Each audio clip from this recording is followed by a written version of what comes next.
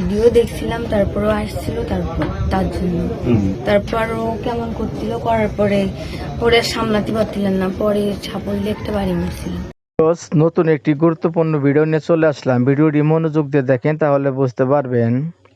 যে শিশু বাচ্চা দেখতে পাচ্ছেন, 5 বছরের শিশু বাচ্চা, তার মায় কি ঘটনা ঘটলো এই শিশু বাচ্চার সাথে। তার মায় কি করছিল, একটি অর্চেন ভিডিও দেখছিল, ভিডিও দেখে সে কন্ট্রোল না করতে পারছে। তখন এই শিশু বাচ্চা মায়ের বলে গেলে বিরক্ত করে, সে বিরক্ত বুক হয়ে তখন এই শিশু বাচ্চার মাথায় একটি বাড়ি মারে। শিশু বাচ্চার মাথায় বাড়ি মারার পর শিশু বাচ্চাটি মারা যায়। মারা যাওয়ার পরে কি করে সে মায়, দেখেন যে গায়ে দেওয়া যে ন্যাপ কম্বল থাকে সেটাতে পেঁচাইয়ে এই শিশু বাচ্চাকে পুকুরে ফালিয়ে দেয়। চলুন আমরা সেই ভিডিওটি মনোযোগ দিয়ে দেখে আসি।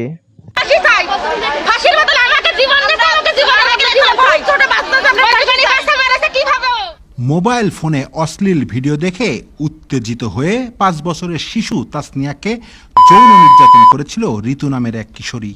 এখানেই ক্ষান্ত হয়নি সে। ওই শিশুকে হত্যা করে মরদেহ লেপের ভেতরে পেঁচিয়ে রেখে দিয়েছিল নিজ ঘরে। এক পর্যায়ে রাতের আধারে বাড়ির পাশের পুকুরে ওই শিশুর মরদেহ ফেলে দেয়া হয়। সাজানো হয় পানিতে ডুবে মৃত্যুর নাটক। অবিশ্বাস্য মনে হলেও নৃশংস এই ঘটনার নেপথ্যে রয়েছে তাসনিয়ার পাশের বাড়িরই বাসিন্দা ঈশিতা আক্তার ঋতু। ঘটনাটি ঘটেছে গত 20 জুলাই যশোরের বাঘারপাড়া উপজেলার শ্রীরামপুর গ্রামে। ছোট মানুষ খেলা করে বেড়ায়, খোঁজাখুঁজি দুপুরবেলা গোসল খারাপ হয়, সেই সময় মনিরা খুঁজতেছি যে মনি করে সেই কারণ মনিরা খুঁজে পরে ট্রেন পুকুরে আইছে। এ ঘটনায় প্রধান অভিযুক্ত ঋতু ও তার বাবা তহিদুর রহমান এবং মা নিরু বেগমকে আটক করেছে পিবিআই যশোরের সদস্যরা। ঘটনার 2 মাসের মাথায় ক্লুলেস এ হত্যাকাণ্ডের রহস্য উদ্ঘাটন করেছে তারা। শনিবার রাতে আটকের পর রোববার ঘটনাস্থল নিজ বাড়িতে নিয়ে যাওয়া হয় ঋতু ও তার বাবাকে। গ্রামের কাগজ টিম যায় পিবিআইয়ের সাথে। এ সময় নিজ মুখেই স্বীকার করেন তারা। কিভাবে হত্যা করা হয় তারও বর্ণনা দেন।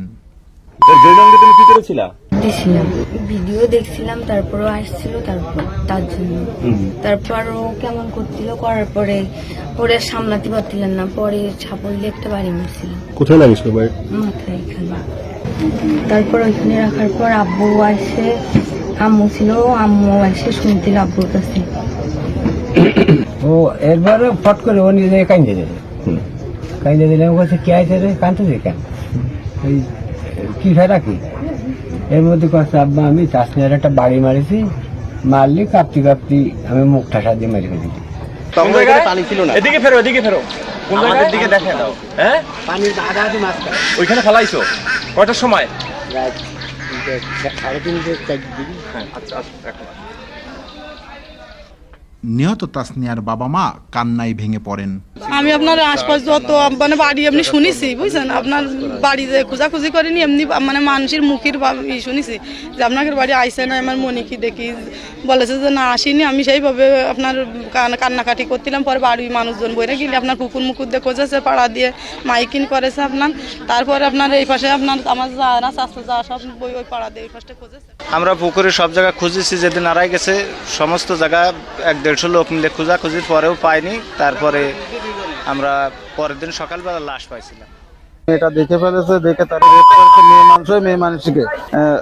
সে দেখে চলে যাচ্ছে, তারে থাপা দিয়ে মারিয়ে তারে সাফল দিয়ে বাড়ি মারে ঘরের মধ্যে সাইরে। তাসনিয়ার বাড়িতে সবই আছে, শুধু সে নেই।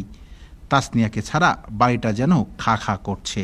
স্থানীয়রা জানান, মরদেহ পানিতে পাওয়ার পর তাদের ধারণাই ছিল ডুবে মারা গেছে তাসনিয়া। তাই তারা মরদেহের ময়নাতদন্ত না করার জন্য পুলিশকে বারবার অনুরোধ জানান। কিন্তু তাসনিয়ার শরীরে কয়েকটি ক্ষত চিহ্ন দেখে সন্দেহ হয় বাঘারপাড়া থানার ওসি রকিবুজ্জামানের। এক পর্যায়ে ময়নাতদন্তের পর বেরিয়ে আসে আঘাত ও শ্বাসরোধ করে হত্যা করা হয়েছে তাসনিয়াকে। সে সময় থানা পুলিশও ঋতু ও তার পরিবারকে ব্যাপক জিজ্ঞাসাবাদ করে, কিন্তু তারা মুখ খোলেনি। ময়নাতদন্তে আরও উঠে আসে হত্যার আগে তাসনিয়াকে যৌন নিপীড়ন করা হয়েছিল। এ তথ্যে থানা পুলিশের তদন্ত ঘুরে যায় অন্যদিকে। তারা ধর্ষকের সন্ধানে মাঠে নামে। এ ঘটনায় নিয়মিত মামলা করেন তাসনিয়ার বাবা রজিবুল ইসলাম। অন্যদিকে পিবিআই যশোরের সদস্যরা পড়ে থাকে ঋতুকে নিয়েই। ঘটনার পরপরই তড়িঘড়ি করে ঋতুর বিয়ে দেয়া এবং তার এক এক সময় এক এক রকম তথ্য দেয়ায় সন্দেহ প্রকট হয়। ধীরে ধীরে বেরিয়ে আসে লোমহর্ষক ঘটনা। এ বিষয়ে পিবিআই যশোরের পুলিশ সুপার রেশমা শারমিন বলেন, তাসমিয়া খুব একটু চঞ্চল প্রকৃতির এবং খুব সুইট একটি বাচ্চা মেয়ে ছিল। এই ঋতুর বিকৃত যৌন লালসার শিকার এই তাসমিয়া হয়েছে এবং ঋতু পর্নোগ্রাফিতে আসক্ত ছিল এবং সে তার এই তাসমিয়াকে সে অ্যাবিউজ করছে এই 20 তারিখেই।